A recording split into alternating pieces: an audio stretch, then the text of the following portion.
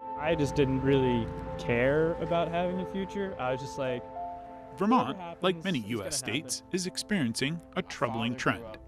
Too many boys and young men are feeling disconnected from school, work, and each other. Gone Guys, an award-winning film, is out now, and today we're talking with the filmmakers. Join us for some guy talk. Good afternoon, and thanks for stopping by Across the Fence. I'm Keith Silva, in for Amy Finley. Have you heard the phrase, the crisis in masculinity? It refers to this notion that men, especially young men, are struggling. These struggles can cause feelings of confusion, isolation, a lack of purpose, which can lead to much serious problems of addiction, political disengagement, and suicide. While issues of equality and inclusion have tended to focus on women, men have been, it's fair to say, sidelined, which in turn has brought about this emergency. A new film by a Vermont filmmaker looks at these circumstances. The film is called Gone Guys, and its director is Chad Irvin, a Vermont filmmaker and the co-owner of Well Told Films. And next to him is Lauren Curry, who is an executive producer on the program and works with the Vermont Community Foundation, who helped fund the film. Welcome to both of you. Thank you. It's Thanks, great to be Keith. here. Great to be here. Chad, not your first time on Fence. You were here for Connected, which was a documentary about broadband in Vermont. So still talking about connections or disconnections, perhaps, depending on how you look at it. How did this film come about, and how did it start for you? Well, it's sort of funny you mentioned that because it's a similar story. I keep a running spreadsheet of topics I think would be interesting that I would like to work on. But in both of these cases, someone approached me and said, "Hey, what would you think about making a film about this?" And I'm like, "I would love to, actually." So it sort of happened in a similar way. They connect thematically, connections, or as we were saying. When did you start working on it? How long did it take to make? We first started working on it. It was Lauren can start with the earlier part of it, but Lauren approached us in around 2023, late 2023. Yeah. And our first filming was in spring of 2024, and so it's been a few years in the making. And then of course there's the editing process and all of that. So now a few years on. And as a documentary filmmaker, that's the life you've chosen. That's kind of how it works, right? You start off years ago and it takes a while for all this to develop and to get there. So Lauren, bringing you into this, we mentioned that you were Vermont Community Foundation helped with the funding, but you're not just the person with the checkbook. So whatever you need, Chad, and signing it away.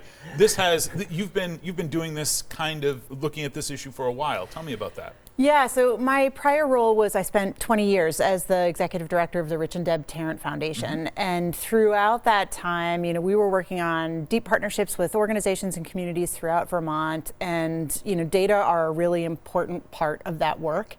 And as we were, engaging with the education system, with after-school programs, with youth serving programs, addiction recovery organizations, we were looking at data that, despite a ton of real commitment and effort and expertise across the state, data that were continuing to worsen for boys and men. And the Tarrant Foundation was always intended to sunset, and so we were kind of at the end of our lifespan. And I really credit Rich for having an idea that he wanted to take what he called one last big swing at an issue. And this was what he picked. Financing for movies is just a big part of the job. I was joking with you earlier, Chad, just saying it's 99% of the job, and the art and whatever else is the other 1%. But financing is a big part of your job.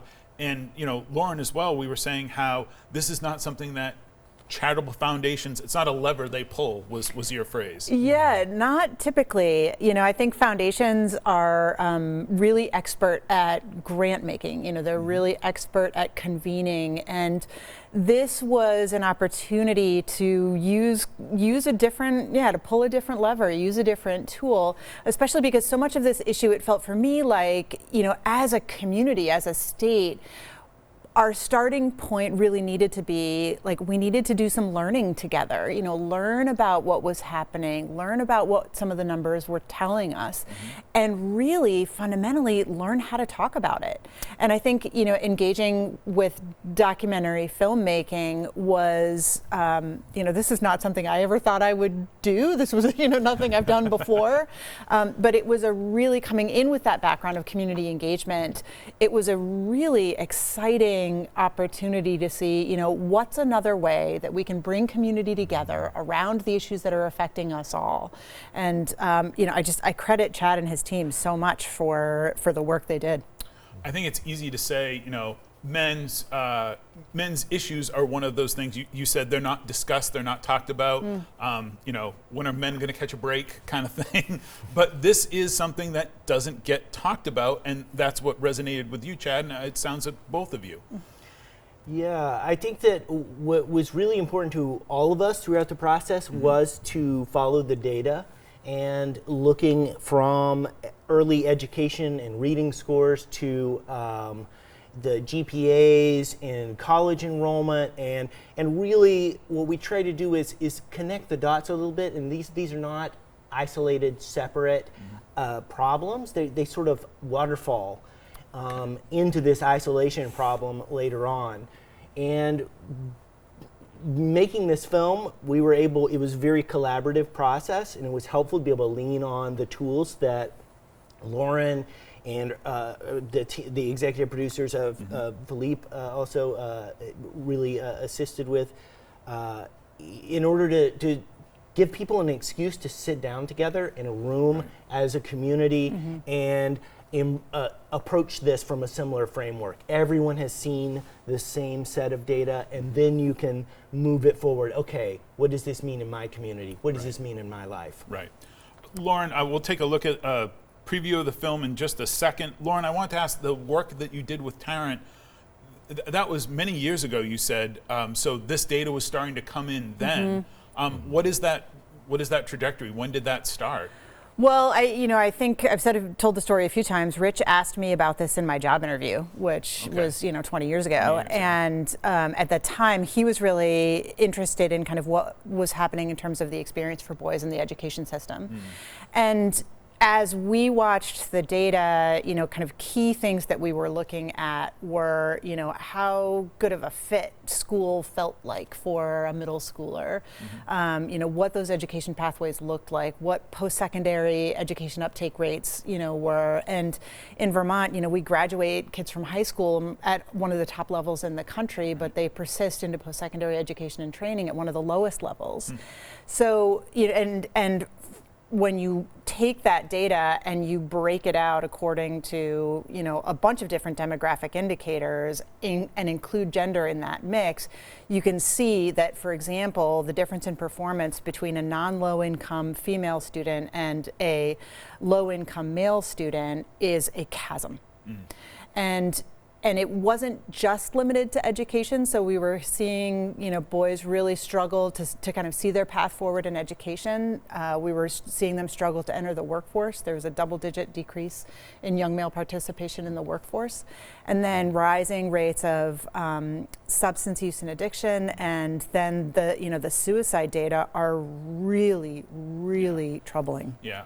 Well, let's not bury the lead, as we say here, and let's take a look at a preview from Gone Guys.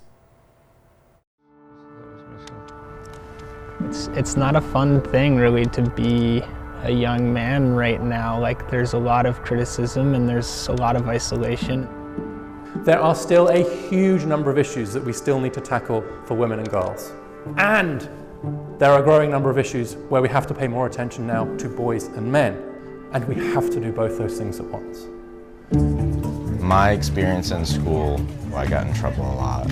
Went to the principal's office quite a bit. I felt very alone, and I just felt no one understood me. So many of these kids that I've worked with who have trouble relating to school do just amazing things at home. What is it that we do in schools that causes that drive to learn to go away? The gender gap in college degrees. In 1971-72, there was a 13 percentage point gap in favor of men. the catch-up was rapid. So there's now a bigger than Title IX level gender gaps in higher education now, but reversed. This is the quiet conversation that educators have had for some time. However we're preparing young people, it is not working as well for boys. If we don't want young men and boys to feel like the only people talking about the issues that are affecting them for real are those who are perhaps on the more reactionary side, whether it's left or right, but more reactionary, then it's up to us. That is our failing, not theirs. Asking the question, what can you do tomorrow, is really important. It's not going to be one thing, it's going to be hundreds of things.